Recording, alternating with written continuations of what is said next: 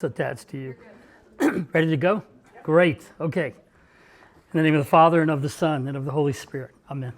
Lord my God, bestow upon me an understanding that knows you, diligence in seeking you, wisdom in finding you, a way of life that is pleasing to you, perseverance that waits trustfully for you, and confidence that I shall embrace you at the last. In the name of the Father, and of the Son, and of the Holy Spirit.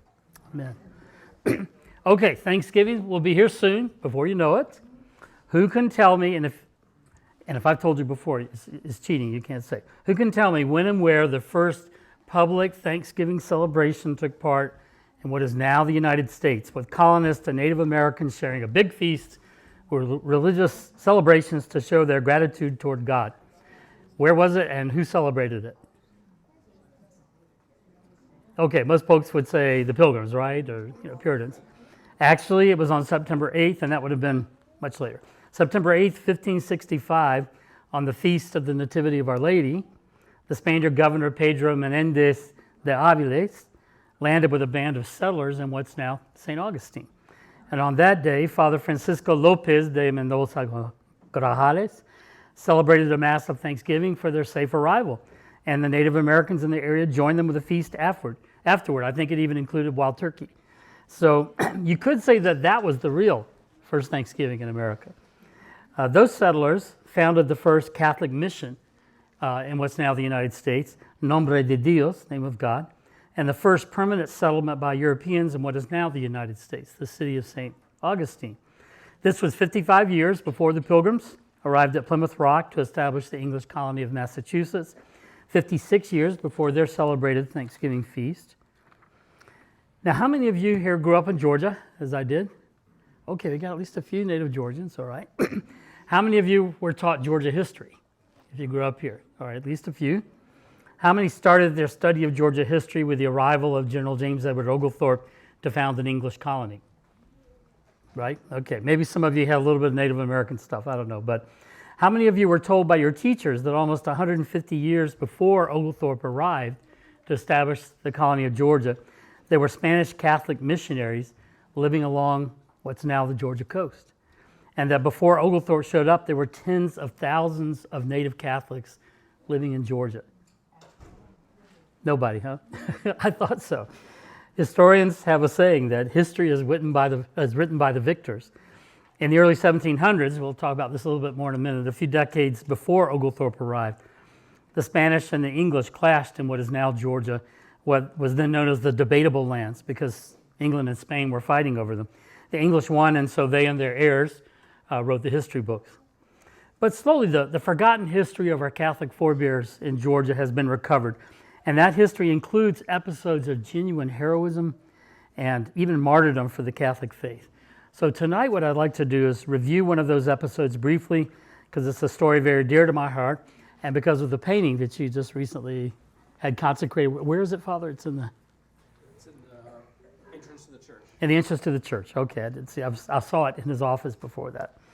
Okay, let's make sure I can do these things like I should. We probably all remember from our childhood the little rhyme we learned in history lessons at school.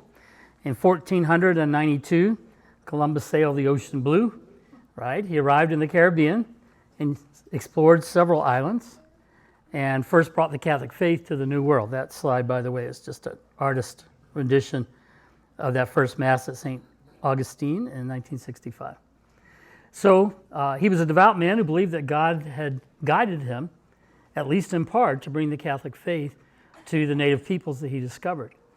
Then in the years following, and you've got kind of a list of some historical events around that time to give you a sense of it.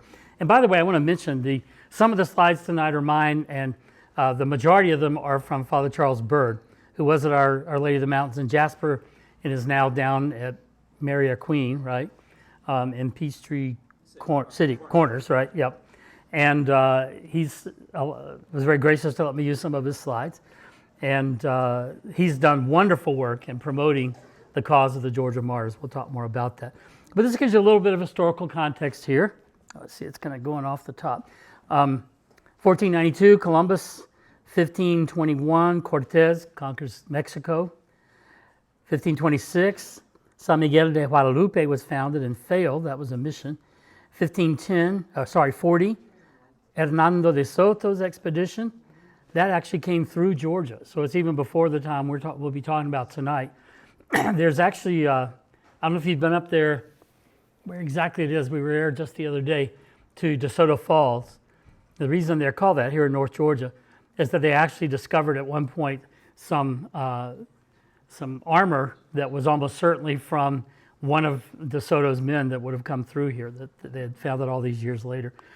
A lot of folks don't realize, too, that around in that general area, I'm not sure exactly where, I've got to find out, an archaeological expedition found a medal of a young boy kneeling before Our Lady of Guadalupe. And it goes all the way back to within less than a generation. How's that? Oh, is that good? Okay. Less than a generation after Guadalupe. So already that's a wonderful thing. Just already it shows you just how quickly after her apparition there that people were devoting, they're having devotions to her. But that so somehow probably some Native American boy, perhaps from Mexico, ended up with DeSoto and went on up there. He would have died and they buried him, but they found this with his remains. So there's Mary Tudor becoming Queen of England, Philip II, Queen of Spain, Elizabeth, Queen of England, 1565, St. Augustine in La Florida are founded. Today's St. Martin de Porres' day. Well, he was in 1579, I think that must be his death date. St. Teresa of Avila, 1582. St. Rose of Lima is born, 86. St. John of the Cross, 1591. And then the year we're going to be looking at when Pedro de Corpa and his companions are martyred. Jamestown after that, and others. Tomás Luis de Victoria, one of the great Spanish composers during that period. El Greco, the great Spanish painter, was there. So this is a very great time in what was going on in Europe, but also things here. Time full of art and cultural and political ferment, you might say. So let's go on. So this is what was one of Father's slides, but I like it where he says a time before the English, and he has a picture here of Spanish moss and what's called the Spanish bayonet, and that's where they get their names from, because those names were given to them back during the time when the Spanish were here, or when the British were taking it from the Spanish. So Ponce de Leon, 1521, landed on the Florida Peninsula on his second voyage, having priests with him who celebrated Mass here.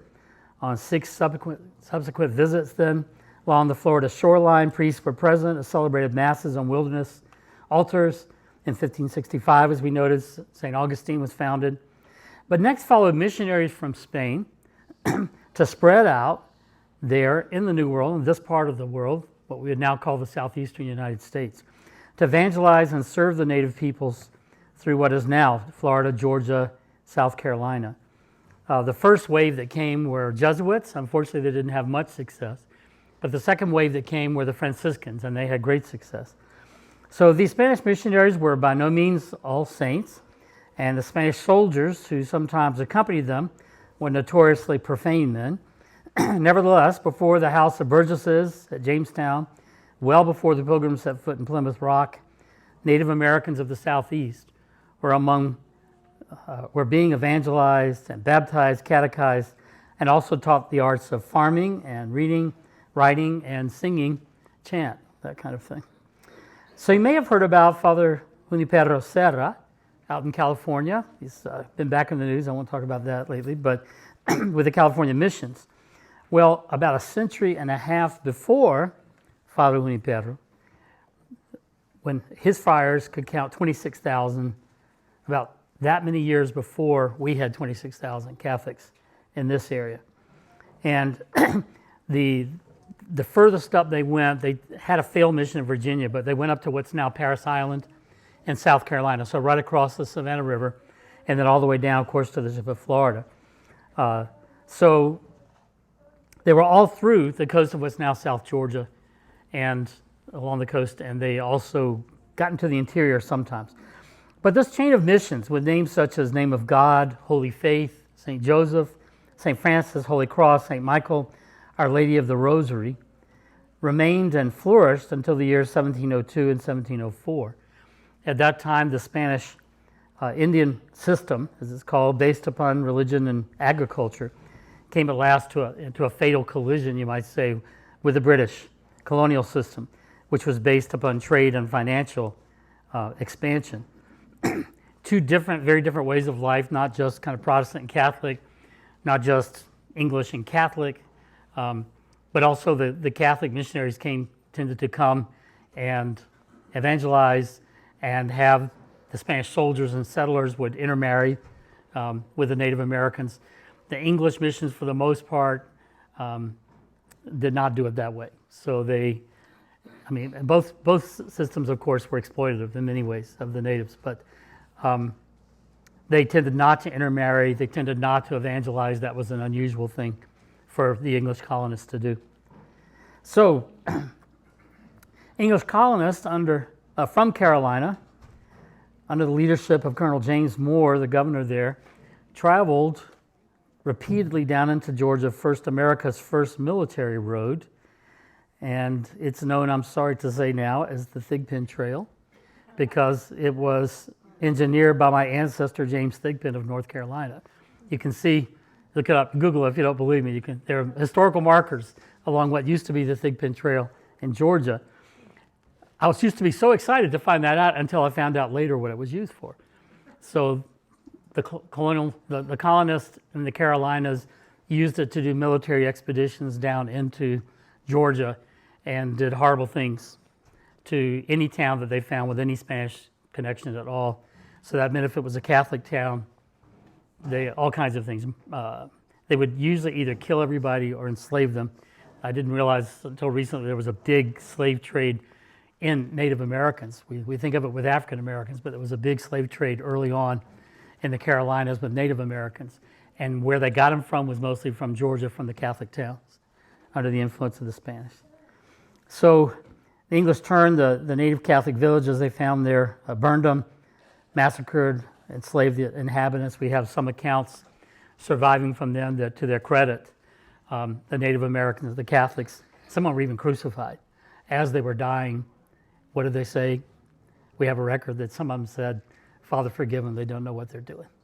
Pretty amazing. So anybody that tries to claim that the Native Americans who were converted were just what have been derogatorily called rice Christians, where they only do it for the benefits, material benefits, no way at all. No way at all. That's such a profound faith that they had. So tonight we want to focus on one particular incident during the early Catholic period in Georgia. It was a tragic yet glorious event, the heroic witness of 5 men who've come to be known as the Georgia Martyrs. They're also known as now as the Georgia Friars, in part because though their canonization cause is going forward, their martyrdom has not yet been authenticated by Rome.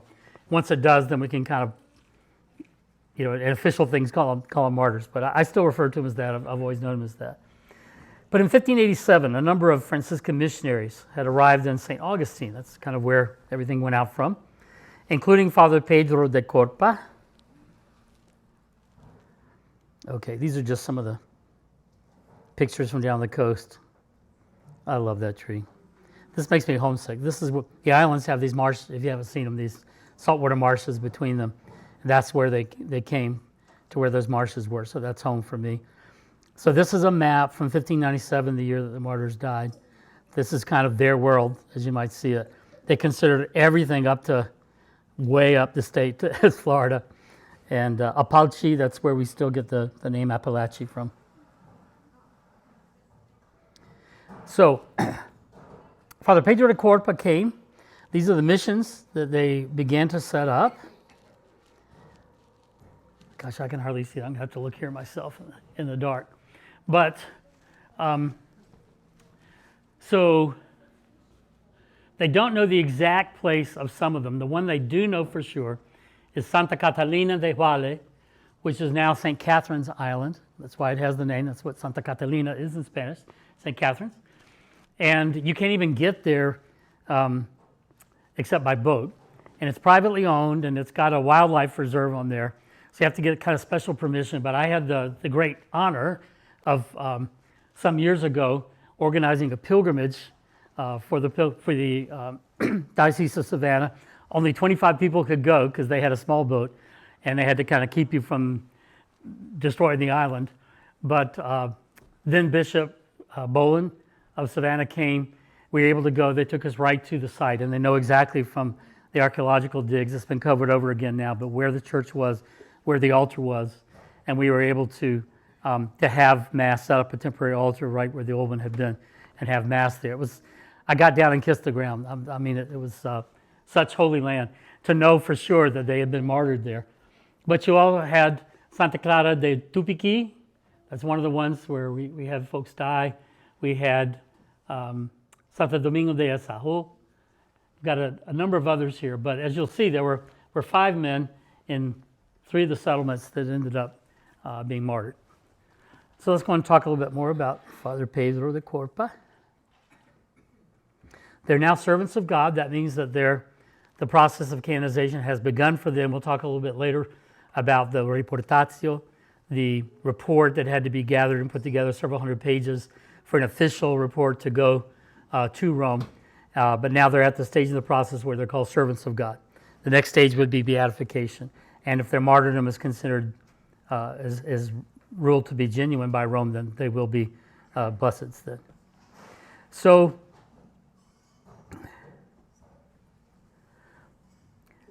before we talk more about Father Pedro, let's talk a little bit about what the missions would have looked like. Yep, okay, sorry. Can't see very well here. There we are, okay. So that's Father Pedro. We call them the Lost Missions of Georgia because except for that archaeological site, we really don't have much left that we can find. One of the things is the native people here on the coast were called the Huale, G-U-A-L-E. And the Huale were tended to kind of move around, and they would set up a place, as we'll see in a minute, and clear out an area, build something like a fortification around it, make all their buildings inside, as we'll see, made out of daub and wattle, and then use all the wood around for burning and creating things. And then when they kind of ran out of stuff, they just moved to another place. So we know now, we have a place near Fort King George, that we know Tolomato mission people finally moved to, but it was after the time of the martyrs. But I'm getting ahead of myself. So the churches, from what we know, it looks something like this. Notice the branches on top, the thatching would have been palmetto branches, which are quite durable, and wattle and daub, we'll talk about in a minute, that was covered in whitewash.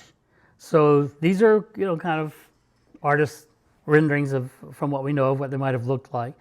Town kind of like that. You see the different fires. They've cleared an area. Here, some of the faithful going into the church. So wattle and daub, that's where you make poles, and then you would take branches and weave them together and other stuff and weave it together until it's really thick, and then you put mud all over it, let the mud harden, and then you would whitewash it. So that was a native way of building things, but it's one that the missions adopted. So very primitive conditions. That's part of what we have to keep in mind. If you were like me and grew up on the islands in Savannah on the coast, the first thing you would think about these missionaries is they didn't have air conditioning. The second thing you would think is that means if they had a building, the doors and windows would have been open. Third thing that means is mosquitoes and biting sand gnats and chiggers and all the rest. These folks weren't just worried about bears, they were about alligators. And where they came from didn't have alligators. So it was quite a noble thing for them to be doing this. I will mention, just so you can see a picture here, the mission San Luis Rey is now in the area that was in Tallahassee. So that's technically not Georgia. And they were the Timucuan tribe, adjacent to the Huale, but they seem to have had a lot of the same material culture and perhaps even shared kind of language. So I'm happy to say that down in Tallahassee, they have actually reconstructed a whole village. See some pictures of it here with that up there, and inside there's the big meeting place. You can see where they have the big fire in the middle, That's the church there, outside and inside. I'd love to see us do something like that in Georgia. I hope someday we will for one of our missions. The Wali people, unfortunately, we don't have any contemporary drawings of them. So here's a picture that's has been commissioned. That I think the paint's already coming in on it now. This is just the first sketch. But one of the nice things about this picture is that they're trying to depict the Wali people as well. And one of the things you'll see in that, you wonder, okay, why would some of the Wali people be wearing European clothes? We do know from written records that early on they liked the European clothes and they would purchase them or barter for them and kind of wear a combination of European and native clothing. So, but we don't have a great sense. We actually have some, what was his name, Ribault, a French explorer down in Florida who was an artist and did some great scenes of the Timucua people. So this is a Timucuan elder adjacent to them, so probably would have had some shared culture, material culture. Good chance then that the Wali may have adorned themselves, something like that. But we just don't know for sure. It's sad that we don't have that. Okay, back to Pedro de Corpa. So he was 27 years old when he came to the missions.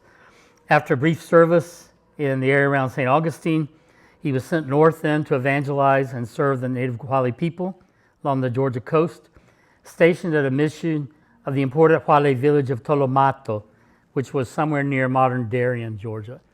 We don't know exactly where it is.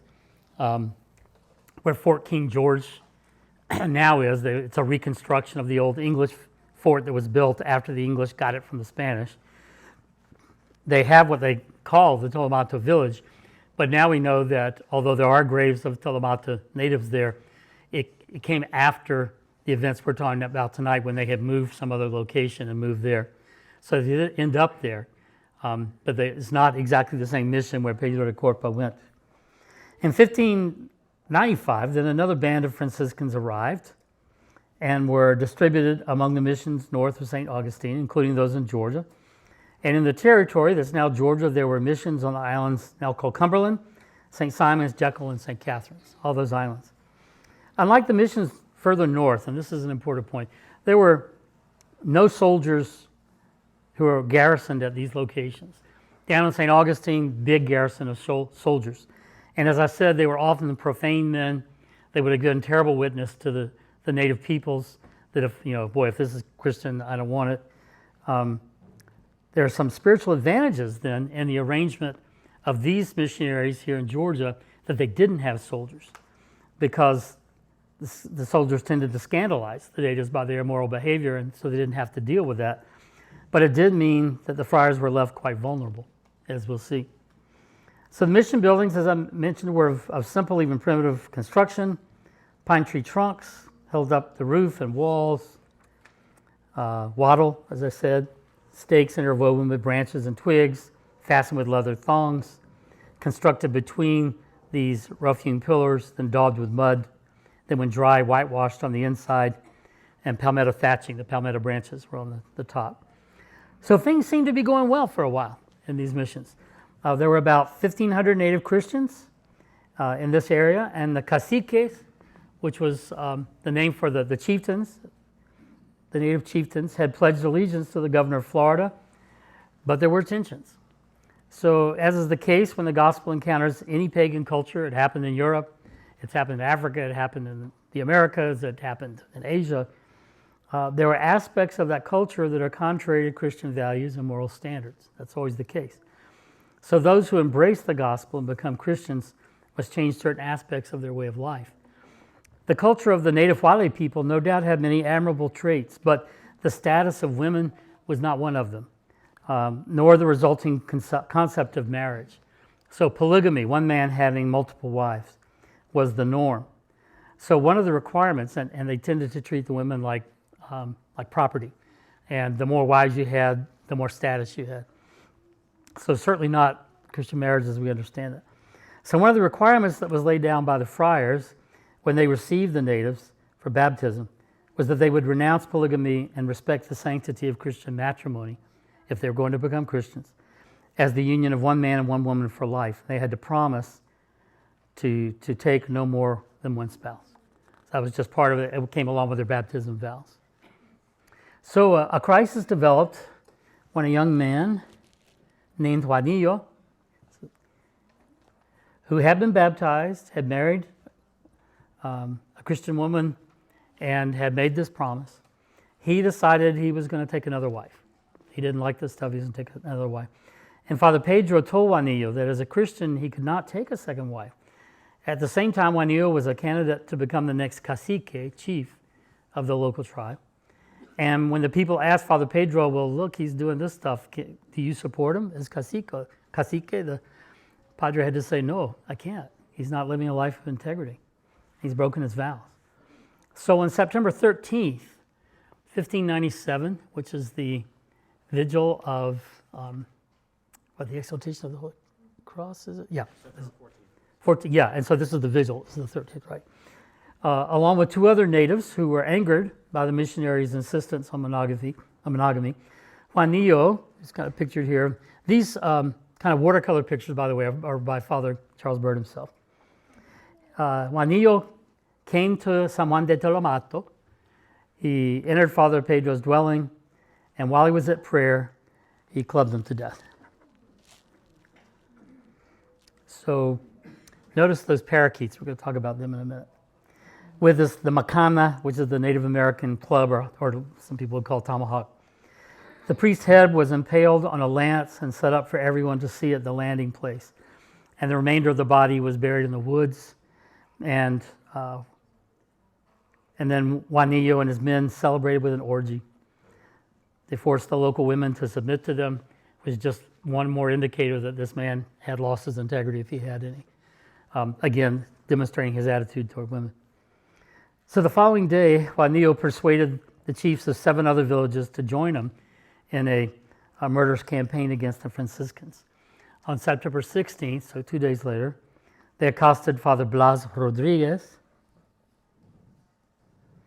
This is Tolomato. The council house and the mission were burned. So that gives you an idea of what I was talking about before, that they would cut down the trees, make a palisade of sorts, make their homes in the big council meeting house and the church inside.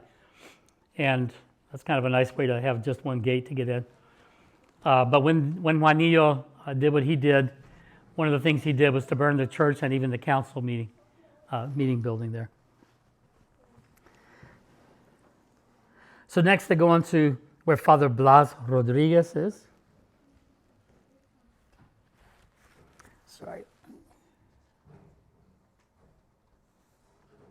I'm sorry, my eyes aren't what they used to be. Okay, September 16th. They accosted Father Blas at the Wali village of Tupiki, near modern Eulonia, Georgia. Confronted by the hostile band and informed of his impending death, Father Blas asked if he could celebrate Mass before they killed him. And perhaps because of the Wali at Tupiki, we know that they were not easily won over to Juanillo's plans. There were actually 2 days that passed before his death. And the Christians attended the Mass, many of them weeping. So think about that, what kind of courage that took. You have these people who want to murder the missionaries. For all you know, any Christian, native European, doesn't matter, is probably going to be next. But they still came to the Mass, and they were weeping for their padre. After Mass, Father Blas consoled his congregation and addressed his enemies. We have a record of this. I'll tell you in a minute where it comes from. My sons, he said, for me it is not difficult to die. Even if you do not cause it, the death of this body is inevitable, for we must be ready at all times, for all of us must die someday. But what does pain me is that the evil one has persuaded you to do this offensive thing against your God and Creator. It is not too late, however, for God in His mercy will pardon you if you repent and give up your evil plans. But Juanillo and his comrades had no effect on them. They looted the church and the priest's house, again showing this wasn't just about what he said. They profaned the sacred images and vestments and vessels. He was bound by ropes, so you will often see in the iconography of him that he's depicted with ropes. And then he was clubbed to death with a macana on September 16th. His body was left out in the woods, exposed so that it would be devoured by the wild animals. After several days, the body was still untouched, and a faithful Christian native, again, very courageous man, took it and buried it in the woods. The remains were later discovered by a detachment of Spanish soldiers who were sent to investigate the matter sometime later from St. Augustine. So, 2 friars, that's Tupiki burning. They burned the whole village there, where Father Blas was. 2 friars then were stationed on St. Catherine's Island, Father Miguel de Añón and a lay brother Antonio de Badajoz, who had learned the Huale language and served as Father Miguel's interpreter. This man was pretty amazing. He was of the Alcantarian reform, the Discalcet, no shoes. That means they're pretty serious. He was a lay brother, not a priest, but they allowed him to have a tonsure so that he wouldn't seem to be of less honor in the eyes of the Native Americans than the others. But he had served in the New World Missions for 10 years at this point. He was fluent in the Huale language, and so he served as Father Miguel's translator. If I'm not mistaken, I think he may have been working on a book of translation as well, but I'm not absolutely sure of that. So we assume, after he was killed, that his remains were brought back to St. Augustine. It's likely they were buried beneath the building that used to be the friary there. That's another story. When the English finally got Florida in an agreement, they agreed that they would respect the integrity of all religious sites in Florida. And the first thing they did in St. Augustine was to tear down the convent and build a barracks there instead.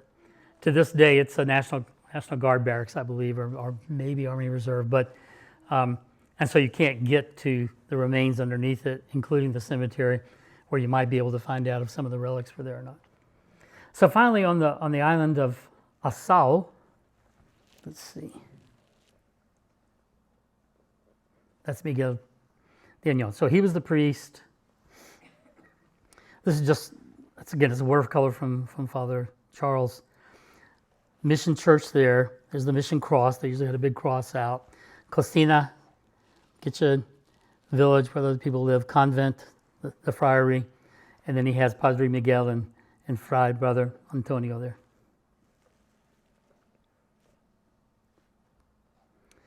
Here he has the 2 of them awaiting their martyrdom. So as I noted, Antonio de Badajoz was martyred first. Killed immediately by the angry rebels, but for some reason the rebels were reluctant to kill Friar Miguel. He was in charge, Father Miguel, of this large important mission. So rebels eventually convinced an unbaptized member of their group to kill him. The poor murderer was so later vexed by grief and regret over what he had done that he took his own life. Very sad. And then the rebels burned the church and the convent. But in time, the frightened Huale villagers emerged from the forest in faith to bury their 2 friars by the great wooden mission cross depicted here that Friar Miguel had erected in the plaza. All right, so I'm going to have to look a little bit better here. Should have brought a flashlight. Do you have one?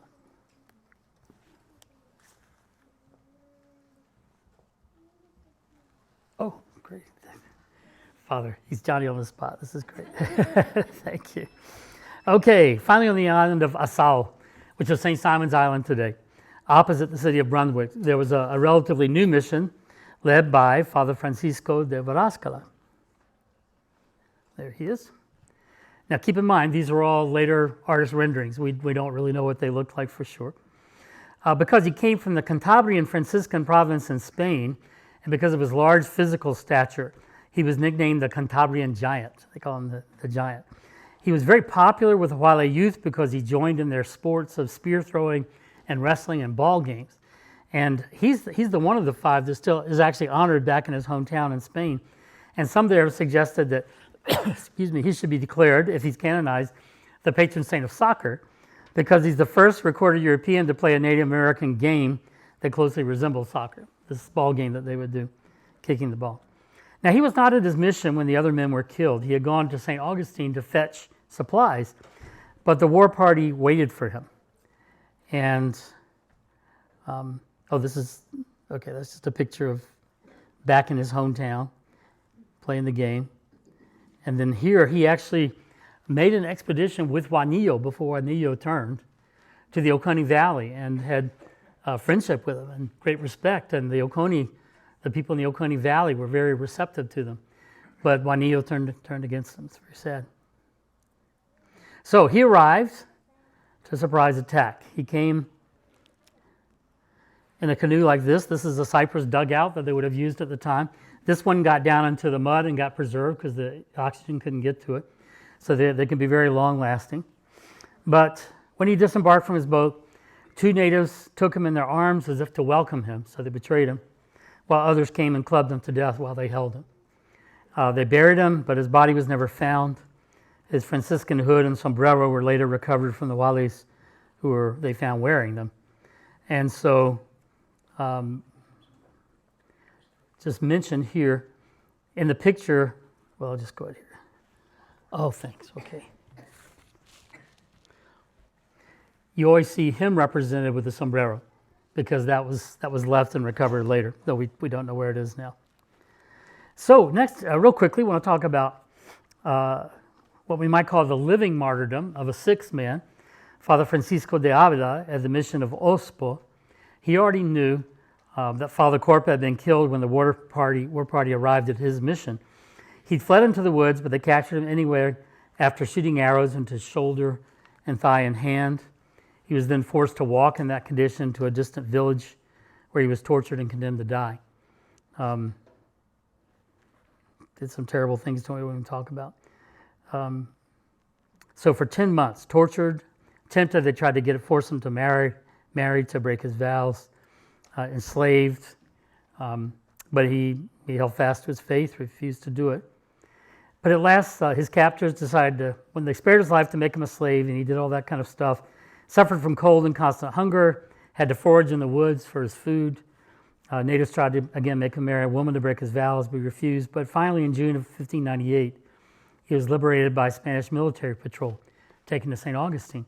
As he was recovering there, the governor asked him to testify about the incidents, since he was the only missionary who survived and knew these things. But he refused, and he invoked the immunity that was granted to priests, arguing that he could offer no evidence without incriminating the Wale and thereby leading to their execution. So he was afraid that if he gave his testimony, the governor would come in and just wipe the people out. And church law forbade him to give testimony that would lead to the death penalty. So the governor actually acknowledged his immunity, and left him in peace. However, years later, I guess after they could have done something on his testimony, after he had gone back to Havana, Cuba, he was obliged to obey his superior, who directed him, I want you to write an account of your capture and captivity.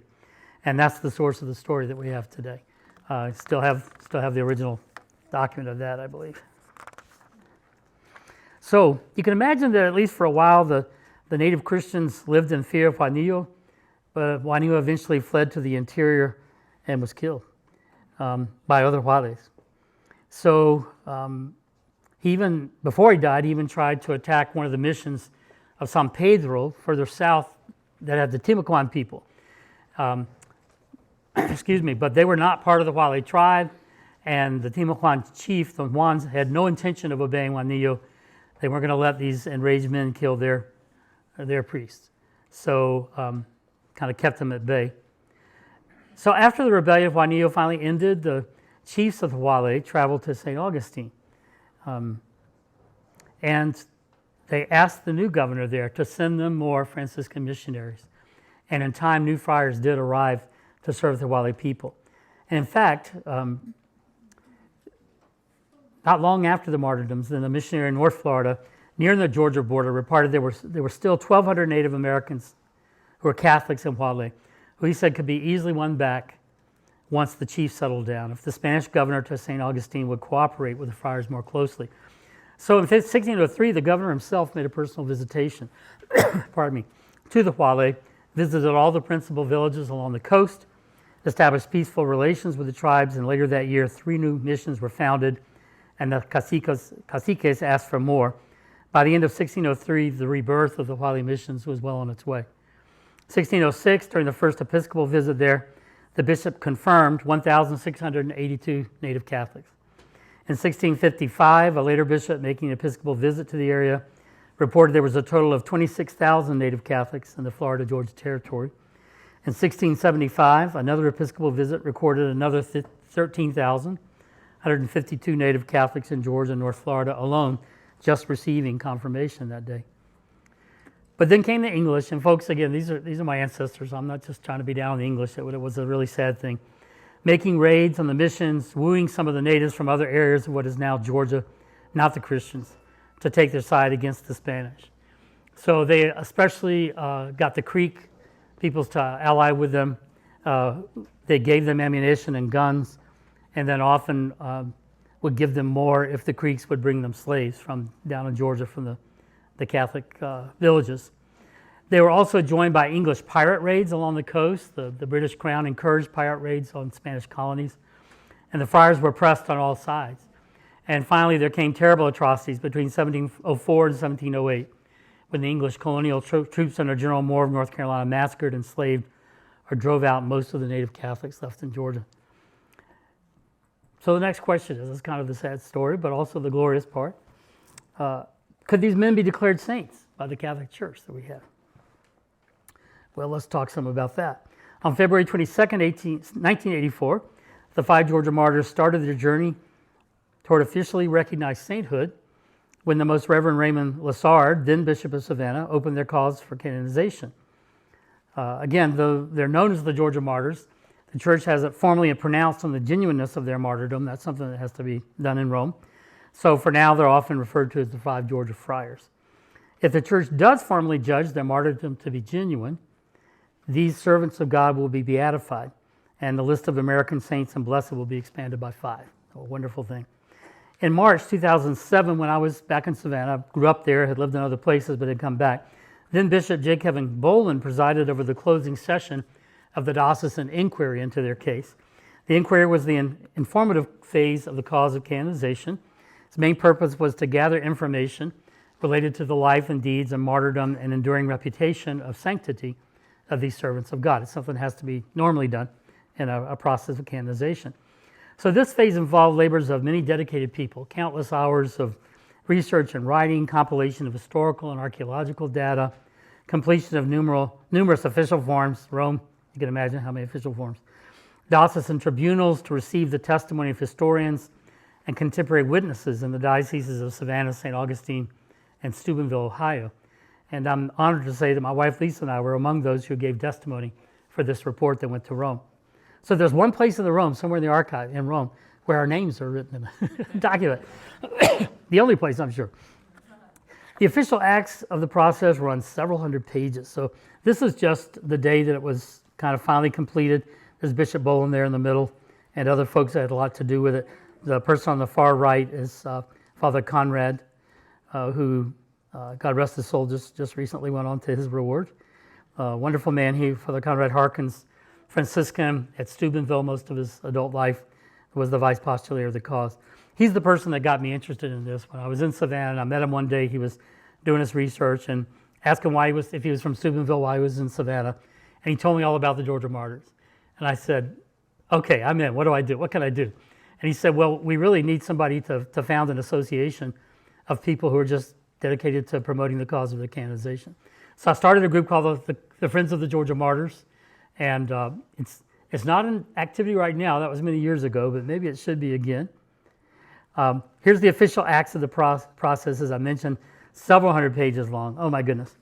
So at the closing session, the original of these acts here, along with 2 copies, were formally presented so the bishop could confirm their integrity and authenticity, and they were taken to Rome by Father Harkins. Well, what comes next? The congregation in Rome, Congregation for the Cause of Saints, and ultimately Pope will make the final judgment about whether the deaths of the missionaries were genuine martyrdoms. If they conclude they were, both martyrs for the Catholic faith and for the sanctity of marriage, the friars will be beatified, that is, declared blessed, which is the next to the last stage on the road to full recognition as saints. If that should happen, the formal beatification ceremonies, this is exciting, would most likely take place at the cathedral in Savannah, which is now a basilica, by the way. And the church all around the world will be watching, rejoicing. It used to be beatifications were all done in Rome, but then it's been changed that the area where the person lived or was most associated with gets to do it. So the 5 new blesseds could then be publicly venerated by Catholics, though locally restricted rather than universal. They'd receive their own feast day, again, local rather than universal. So once, God willing, the martyrs are fully canonized, the worldwide church will bestow many more honors on them proper to the saints. So finally, why is it so important that the heroism of these missionaries be recognized now? Well, I think, let's see what's next here. I'll talk about that in a minute. I think, first, that they have much to teach us about the necessity of sharing our faith and living it without compromise, even when that faithfulness is costly. Second, in a day when marriage and the family are suffering a sustained attack, the martyrs bear witness to the sanctity of matrimony. Third, I would say that as the Latino population continues to grow rapidly in Georgia and in the United States, the martyrs bear witness that Spanish-speaking Catholics have a long and noble and honorable heritage right here in Georgia. Have I run out of time, Father? I'm good? Okay. What I'd like to do now is just show a few more slides and comment on those, and then I hope there'll be time for questions. Thanks, Father. I'm going to wear all your battery out. Okay, so Santa Catalina Island, St. Catherine's now, the one that you can only get to by boat. The place where where they've got it covered there is right over where the altar was originally. They have some benches out there, I think permanently. And so this was one of the masses that we had. I think this is the one where I was. Actually more people than this, some others were standing here.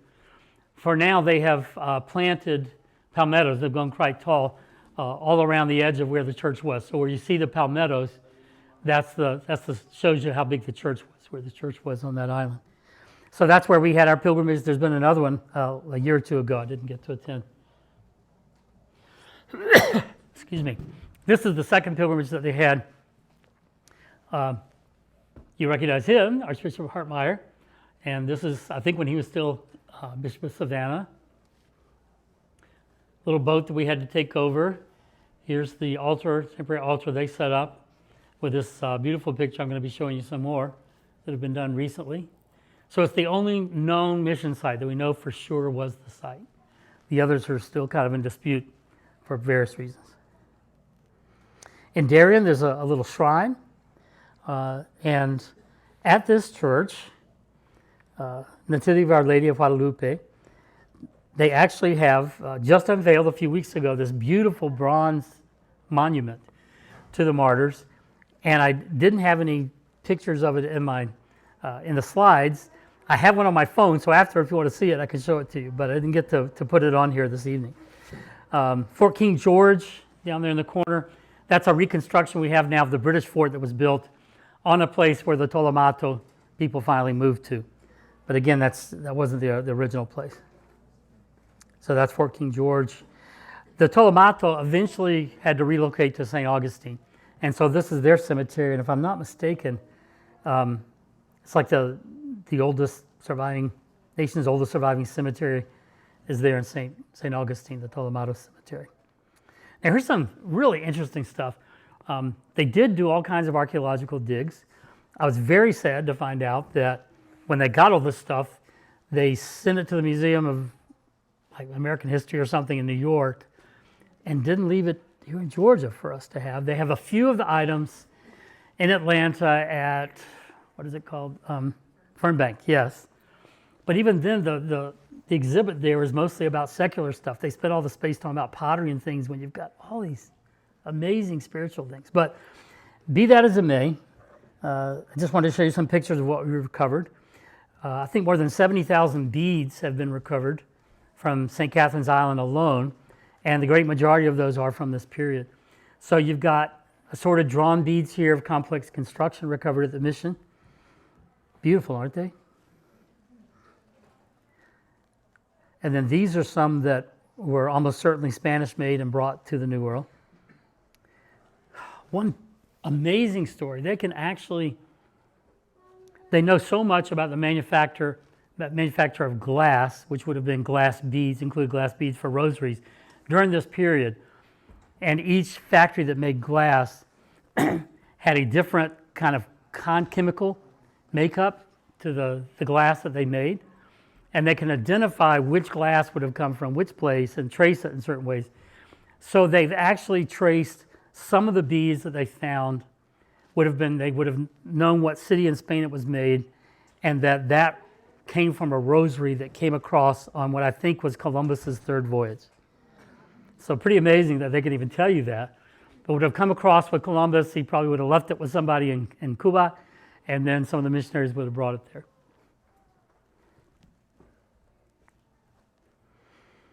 Assorted non-glass beads recovered at the mission. So some are made of jet, some Baltic amber, carnelian, and then cut rock crystal.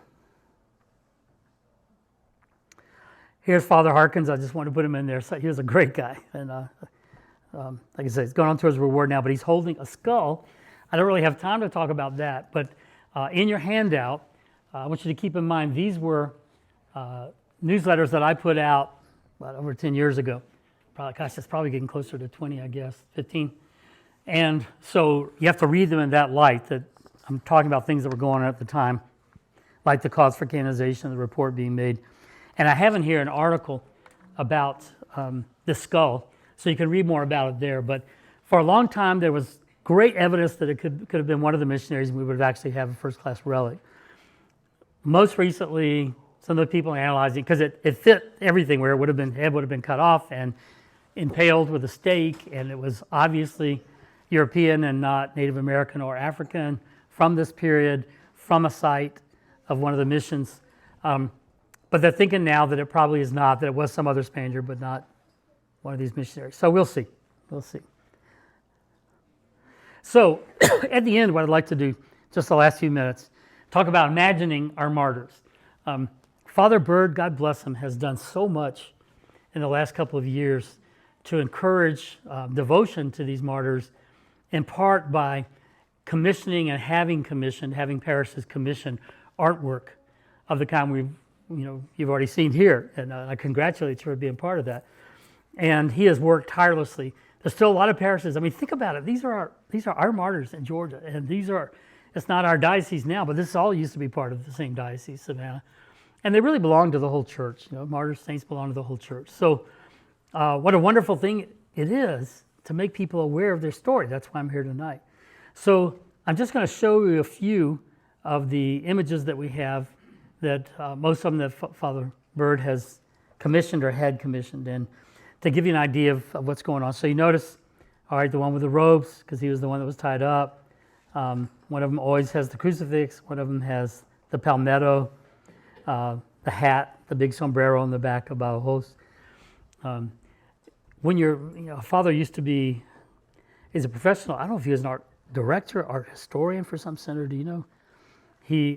Anyway, he knows the stuff about art. And so he realized that in order to develop what we would call an iconography of these saints, even though we don't know exactly what they looked like, we needed to start developing certain things that would always show up in their illustrations so you could identify them. So for instance, how do you usually identify St. Paul?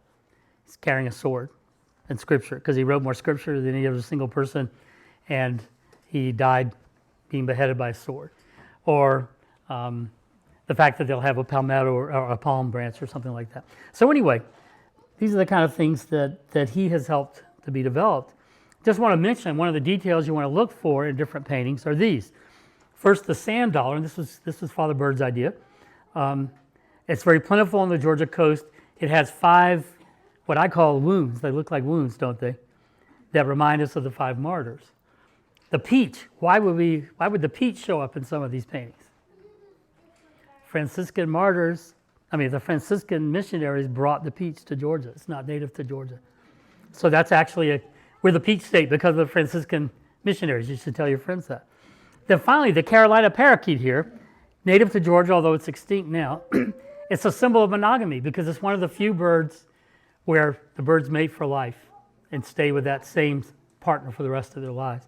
So not only is it a kind of a beautiful piece of Georgia heritage, but they represent monogamy. And also they're extinct, like the Wali people are themselves. Yeah. Then finally, the palmetto. You all know the palm branch is an ancient symbol of victory, and so it became a symbol as well of Christian martyrdom because they achieved their victory through martyrdom. And it's the only palm native to Georgia. It played an important role in Wali life. They used it for all kinds of things. So I have to say, I was the guy who came up with this idea. Years ago, when I started to make the newsletter, and I was looking for a name and a symbol of the newsletter, this is what occurred to me. Okay, they should have palms represented, but there's only one palm native to Georgia, and it's distinctive by its shape. It's not like a feather, it's like a fan. Why don't we start using the palmetto as a symbol of the martyrs? And it stuck. So now almost every painting that's done, that's in there somewhere. And I'm very, very happy to see that. Okay, without a lot of notes, I'm just going to start going through the last few minutes, various depictions that we have of them. You can see in this one the sand dollar up there, the mission church in the back. A little bit closer, there's a glare because of the way the picture was taken. See, Balajos has his sombrero in the back. He's tied up. Some closer pictures here. Help me remember which one's yours, Father. Is that one yours? No. Okay. I'm sure I've got yours in here somewhere. Yeah. Beautiful. Spanish moss. That's a painting that's still in process. That's a bronze that's at St. William's Catholic Church on St. Simon's. It's kind of a relief. This is a stained glass window. It may be the one that's in the cathedral. I'm not sure. I haven't seen it. Notice they have the wedding bands at the bottom because they are witnesses to the sanctity of marriage. This is one has been commissioned for Holy Spirit Parish, and it's going to be beautiful. I love it. It's look at that face. So that's still in process. Okay, that's the one, isn't it, Father? Yeah. This is yours. Isn't that beautiful? I see also Balajos, he has a sombrero, but he also often has an oar in his hand because he was the one who came up in the boat. They killed him when he was in the boat. Sand dollar. Yeah, and there was the sand dollar, right? Yeah. Or, wait a minute, I just went the wrong way. Here we go. This is the one that was done and presented to Archbishop Hartmeyer. That's hanging, I think, in the chancery. I'm not sure where. It's beautifully done.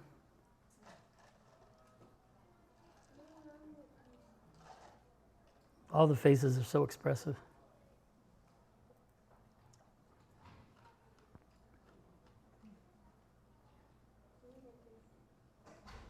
This is a style the artist intentionally has done paintings, I can't remember their name, in the style that was kind of popular in Spain and then in the colonial world during this period. So it's apropos. Father Bird, actually, they celebrated their own kind of Martyrs Sunday a few weeks ago, and they had young people dress up like the 5 martyrs and come in as part of the procession. But the music they had in the middle, it was guitar music, which if you know Father Bird, that's not usually what he would have. It was very beautiful, kind of classic Spanish guitar.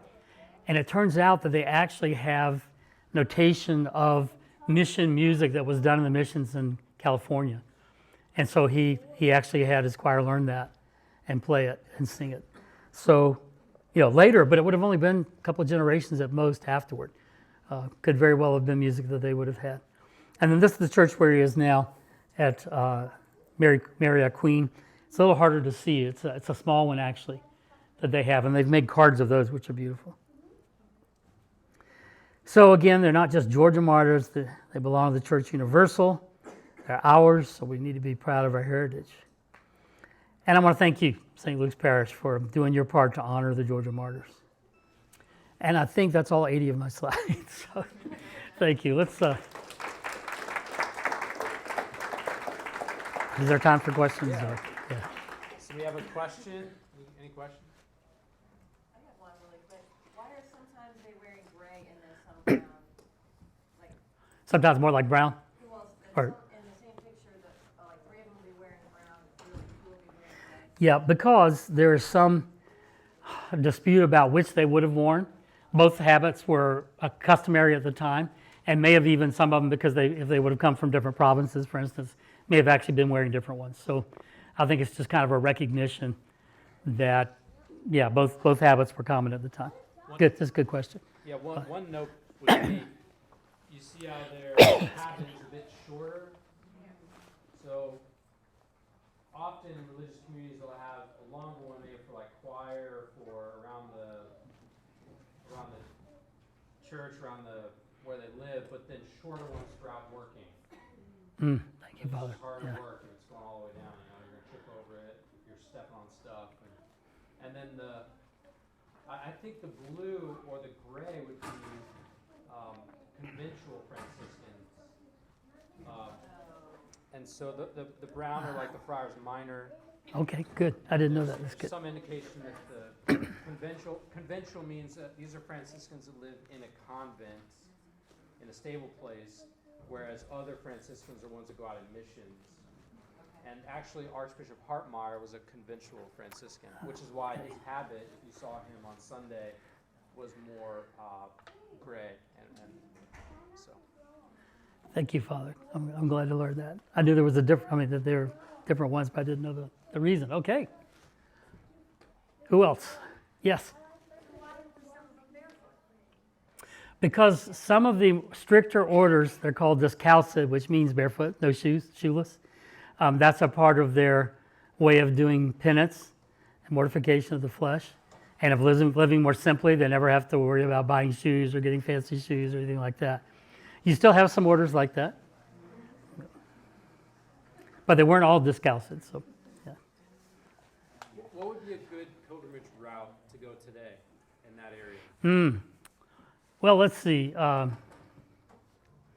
You definitely would want to, if you could, and the group was small enough, to go to St. Catherine's Islands. That's complicated to arrange.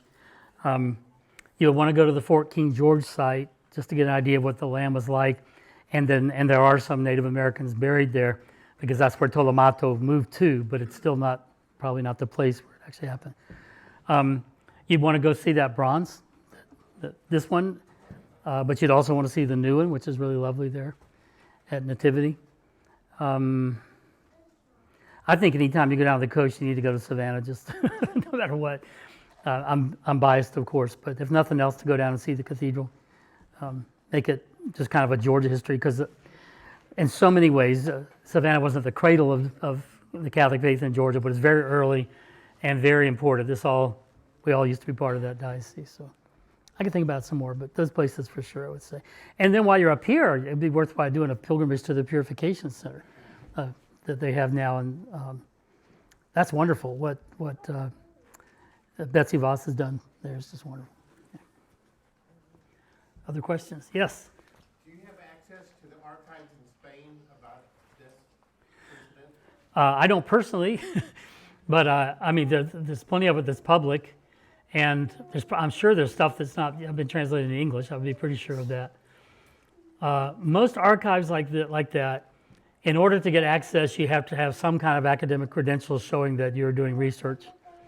And so to get access, you'd probably have to go through somebody, a scholar who could get access for you. Unless I can't see who I'm talking to back here. So, maybe you're a scholar at UNG or something and might be able to get access directly. But otherwise, that's how it usually happens. Is that going to be mandatory for the beatification process? To have All of that translated? I don't think it would be mandatory, because the people who put together the Reportatio did have access to it, and they very thoroughly went through everything looking for the relevant material. There's actually an epic poem written by I think it was another missionary, a little bit later than this, and he tells a lot of the story. It's an epic poem, so he's kind of elaborated in some ways, but that is one of our sources, because he was kind of a late contemporary, telling us about the kind of foods they ate and that kind of thing. So, filling in some of those kinds of details. But yeah, the Reportatio was hundreds of pages long, and years of research went into it. So I'm sure everything, at least at that time, accessible, that would have counted toward the narrative, they would have included and very carefully referenced. That's a great question. Ray, one more time, thank you for Dr. Oh, thank you.